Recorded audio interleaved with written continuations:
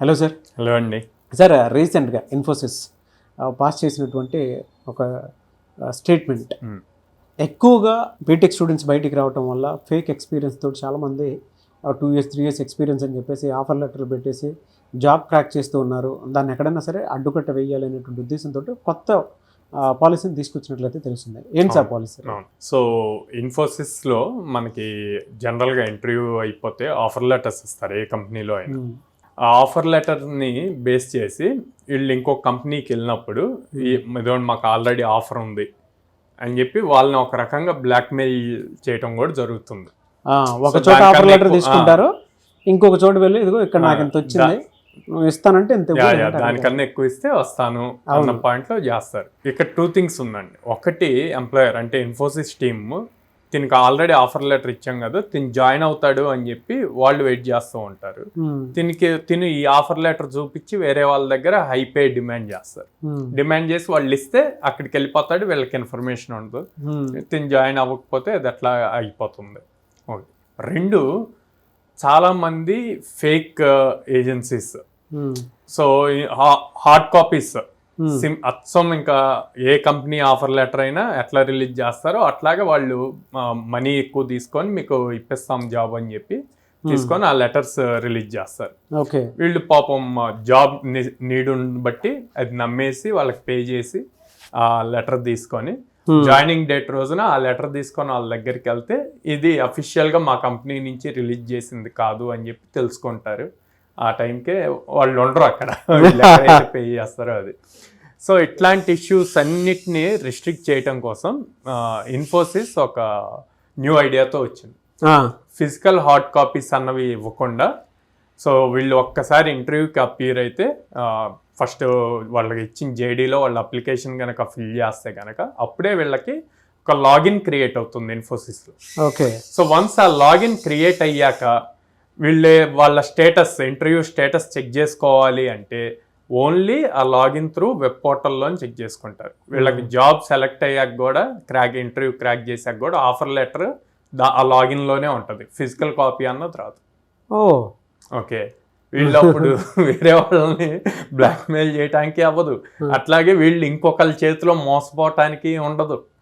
So అంతా జెన్యున్గా వెళ్ళటం కోసం ఇన్ఫోసిస్ ఈ న్యూది పాలసీ తీసుకొచ్చింది. సో దీన్ని బట్టి ఏంటంటే అప్ స్కిల్ ఎవరైతే చేసుకుని ఉంటారో, స్కిల్ ఎవరికైతే ఉంటుందో, జెన్యున్గా ఎవరైతే కష్టపడి ముందుకు వెళ్తారో వాళ్ళకి మాత్రం అవకాశాలు ఉంటాయి. సో ఇది వేరే కంపెనీస్ కూడా అడాప్ట్ చేసుకునే అవకాశం 100% ఉంది. ఆబ్వియస్గా అందరికి యూజ్ అవుతుంది. ఈ మధ్య మీరు ఎక్కువ వింటే టాప్ కంపెనీస్ TCS, ఇన్ఫోసిస్ ఇట్లాంటి వాళ్ళు అవి అంతవరకు జెన్యున్ అన్నది కంపెనీ వాళ్ళకి కూడా తెలియట్లా. 2022లో మాకు ఆఫర్ లెటర్స్ వచ్చాయి కానీ మాకు ఎంతవరకు జాయినింగ్ డేట్స్ రావట్లేదు అని చాలా మంది క్లెయిమ్ చేశారు. ఈవెన్ ఈ ఇష్యూ మీద నారాయణమూర్తి గారు కూడా రెస్పాండ్ అయ్యారు. సో ఇట్లాంటి సిచ్యువేషన్స్ అన్ని పెట్టుకొని ఇది తీసుకొచ్చారు. అప్పుడు ఇంకంతా కూడా జెన్యూన్ గానే ఉంటుంది అనమాట. ఓకే. సో కొంత స్క్రాప్ను కూడా తగ్గించడానికి అవకాశం ఉంటుంది మనకి. సరే, జనరల్గా ఇవాళ బయట ఇన్స్టిట్యూట్స్ ఏ విధంగా ఉన్నాయి అంటే నేను ఫీడ్బ్యాక్ కూడా ప్లే చేస్తాను, స్టూడెంట్స్ ఇచ్చింది. సో స్కామ్స్ తోటి ఎక్కువగా వెళ్తున్నటువంటి మనం చూస్తూ ఉన్నాము.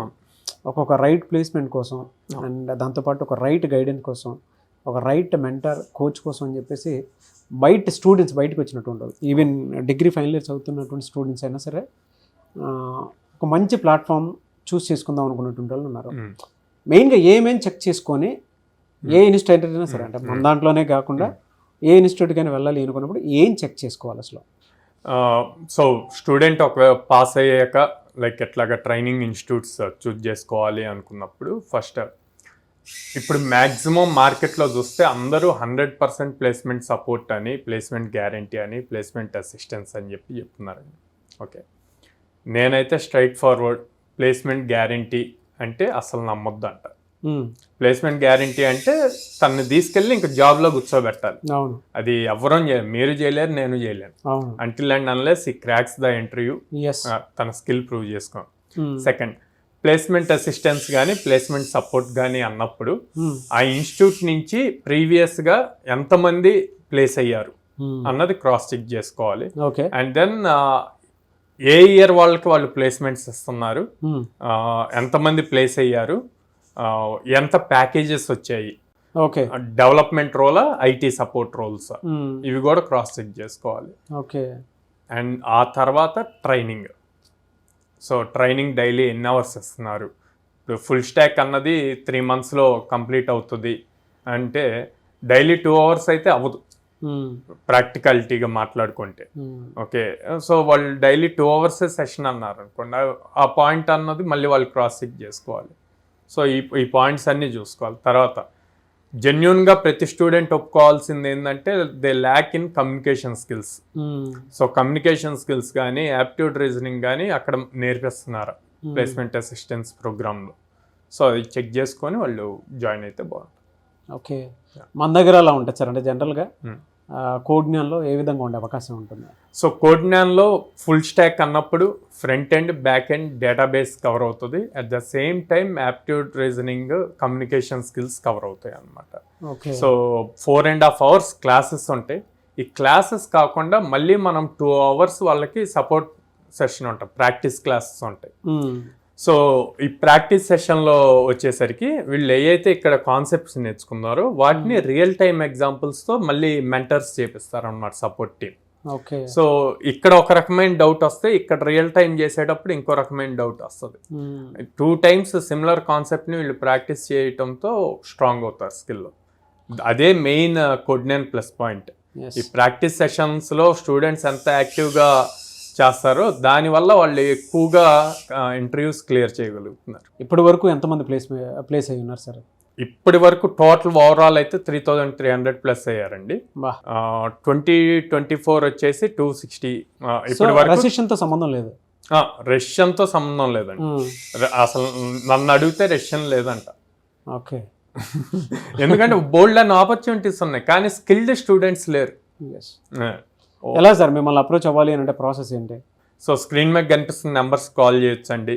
నేనైతే పేరెంట్స్ని డైరెక్ట్గా విజిట్ చేయమంటాం, మా బ్రాంచెస్ని విజిట్ చేసి కౌన్సిలింగ్ టీమ్తో మాట్లాడి వాళ్ళకున్న డౌట్స్ని క్లారిఫై చేసుకోమంటాను.